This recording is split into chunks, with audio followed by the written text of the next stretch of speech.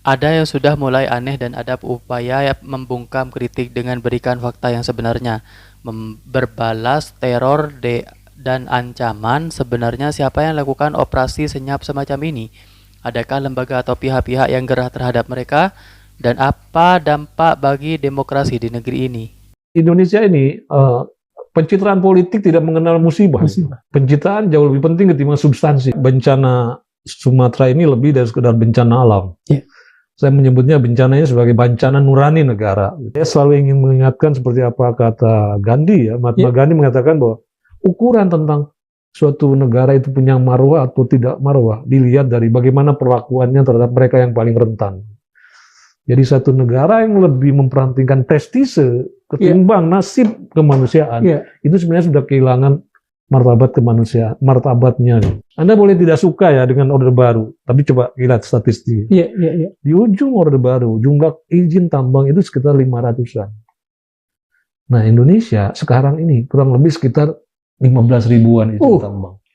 Dan tahu nggak kapan itu terjadi proses elevasi? Meroketnya 2004 ketika pemilihan presiden langsung. Itu adalah ancaman yang jelas membungkam kemerdekaan menyatakan pikiran maupun pendapat warga negara yang dijamin oleh konstitusi.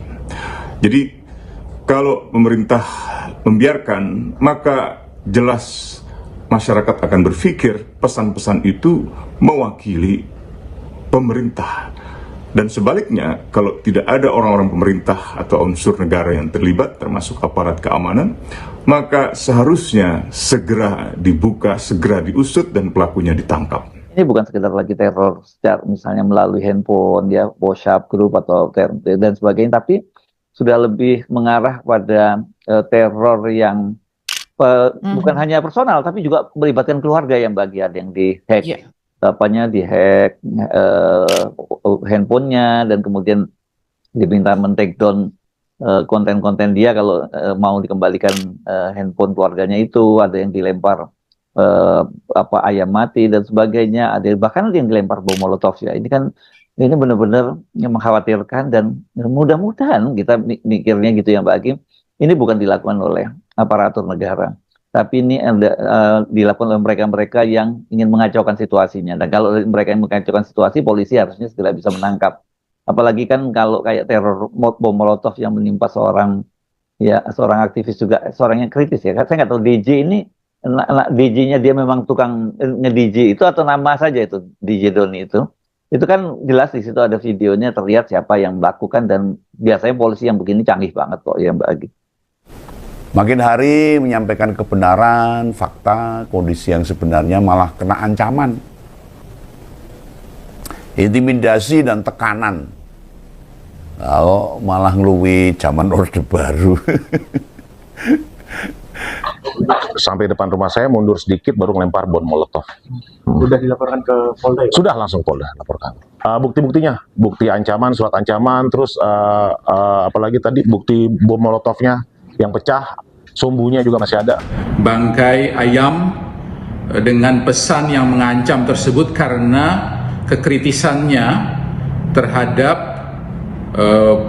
upaya-upaya penanganan bencana di Sumatera yang dipandangnya dan kami pandang tidak maksimal. Jadi setidaknya minimal itu kalau yang saya catat yang kita akan perbincangkan itu ada sekitar 5 Mas Hersul. 5 orang. 5 orang itu yang mendapatkan teror secara bertubi-tubi. Barangkali sebetulnya lebih dari itu.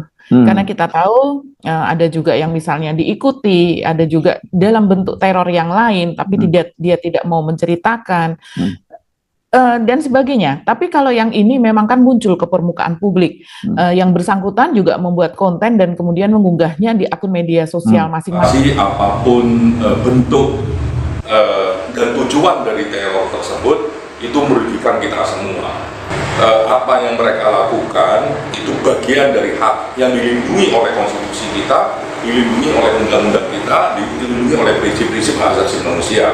Oleh karenanya penting ya kepolisian untuk mengungkap siapa pelaku di balik aksi teror ini. Ngerinya saat ini, padahal harusnya kan demokrasi sejak reformasi ini harusnya kan lebih baik.